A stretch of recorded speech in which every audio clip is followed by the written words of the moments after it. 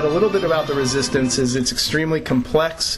There isn't a resistance. There's a myriad collection of militias, of mercenaries, of nationalists, of ex-militaries. I mean, there's one person responsible for at least founding the resistance, and it's Paul Bremer, the head of the Coalition Provisional Authority, who overnight disbanded the Iraqi military. So literally, in 24 hours, you had hundreds of thousands of armed, trained, angry, unemployed men on the streets. And that, to this day, forms the backbone and arguably the skeleton of the resistance. But over time, it is becoming increasingly religious and Islamist, as is the rest of the country. Because when you erase the state, and you don't, not only do you not replace it, but it is replaced with violence, death, suffering, the erasing of the culture, the erasing of the shredding of the social fabric, and no infrastructure services at all,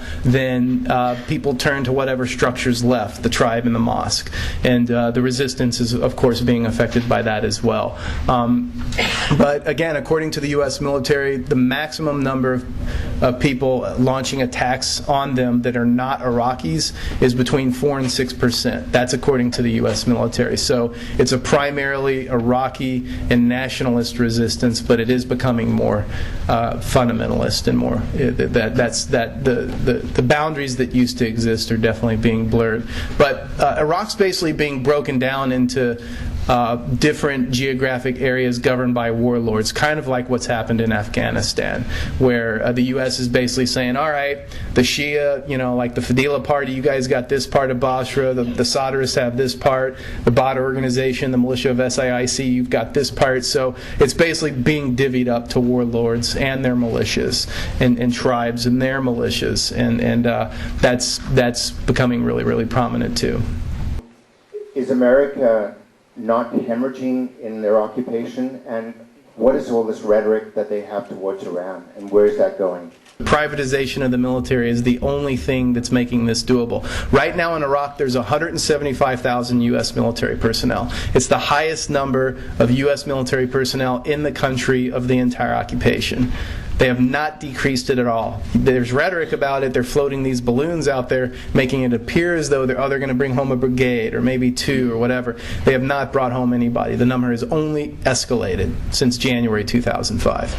But as big as that number is, there's over 180,000 private contractors in Iraq, all of them on the U.S. payroll. Not all of them are mercenaries. About 50 to 75,000 of them are armed mercenaries, guns for hire. But the rest of them are the KBR employees, the people working on the embassy, et cetera, et cetera. And they're all on the U.S. payroll, of course, now along with the concerned local citizens.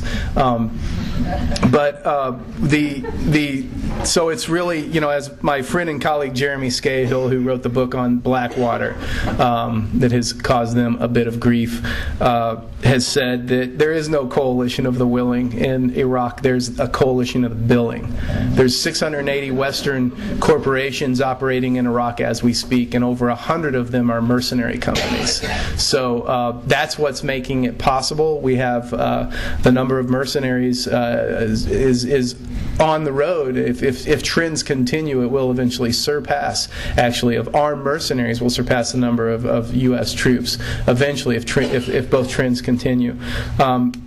And with Iran, again, this is, and you brought up, well, did they really envision it getting this bad? And I think the ideologues, the people like the Rumsfelds and the Wolfowitzes and the Pearls, I think probably did believe their rhetoric that yeah, we'll go in and we're going to give them a neoliberal economy and open some McDonald's and Walmarts and people are going to love it.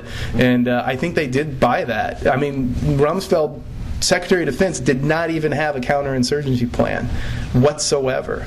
There were basically not much plans for anything. It was really astounding, and I think they had no idea that there would be a resistance as fierce as there's been. And then with regards to Iran, again, I would go back to veteran journalist John Pilger. I was talking to him about it at a conference last summer about Iran because I was expressing my doubts. Well, they can't be that crazy. And he looked at me and he said, never underestimate the ruthlessness of power or greed. And when we have these people, if we applied logic to these people, we wouldn't be approaching the 5-year anniversary of the U.S.-led occupation of Iraq. And the plans, I'm in the camp that the plans for a bombing campaign on Iran, it's not if, it's when. And Cheney himself said it less than 2 years ago. There will be regime change in Tehran before this administration leaves office in 2009. So that leaves us about 11 months. A little bit less now, I think, actually.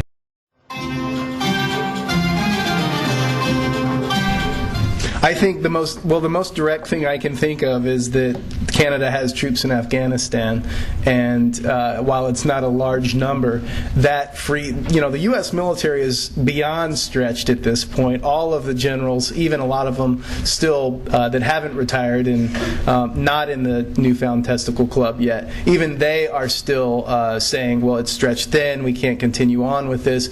And one of the only things, aside from the mercenaries, that's enabling the occupation to continue is, it's almost like Canada is literally enabling the U.S. occupation of Iraq by having troops in Afghanistan, because it's way easier for soldiers to go serve. Not that it's a cakewalk by any stretch, but I'd rather go to Afghanistan than Iraq any day. And having those troops there frees up more American soldiers to be in Iraq. And so I think just direct grassroots level protest lobbying for your representatives, basically driving the point home that you absolutely will not be elected or stay elected if you continue to vote for allowing the troops in, and whatever needs to be done to make that happen. I think that would be, just off the top of my head, one of the most important things that could be done.